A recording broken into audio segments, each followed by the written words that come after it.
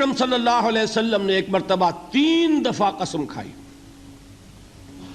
واللہ لا یؤمنو، واللہ لا یؤمنو، واللہ لا یؤمنو، خدا کی قسم وہ شخص مومن نہیں، خدا کی قسم وہ شخص مومن نہیں، خدا کی قسم وہ شخص مومن نہیں۔ واقعہ یہ کہ ہم تصور نہیں کر سکتے کہ صحابہ کیسے لرز گئے ہوں گے، کانپ اٹھے ہوں گے، کون وہ بدبخت ہے، کون وہ شقی ہے جس کے بارے میں اللہ کے رسول 3 دفعہ قسم کھا کر فرما رہے ہیں کہ وہ صاحب ایمان نہیں۔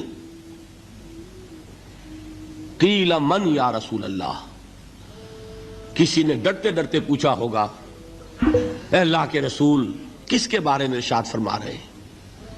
اب جواب سنیے، الذی لا یامن جارہ بوائقہ،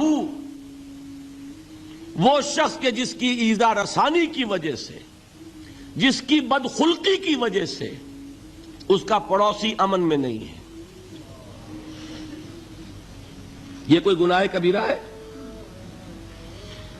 آپ کی فہرست میں تو گناہ ہی نہیں، کبیرہ کیا سوال، صغیرہ بھی نہیں۔ زیادہ آپ یہ کہیں گے کہ ذرا بد اخلاقی ہے، کج خلقی ہے، بس اچھا کردار کا معاملہ نہیں ہے، یہ کہیں گے، گناہ کی فہرست میں نہیں آئے گی بات۔ کبیرہ بہت بڑی شے ہے، لیکن اس پر اللہ کے رسول نے 3 دفعہ قسم کھائی، ایمان نہیں ہے، ہرگز نہیں ہے، خدا کی قسم نہیں۔ اب بتائیے ایمان اور عمل علیحدہ ہو جائیں گے کیا؟ یہ ہے مسئلہ جو امام بخاری کے سر پہ ہے۔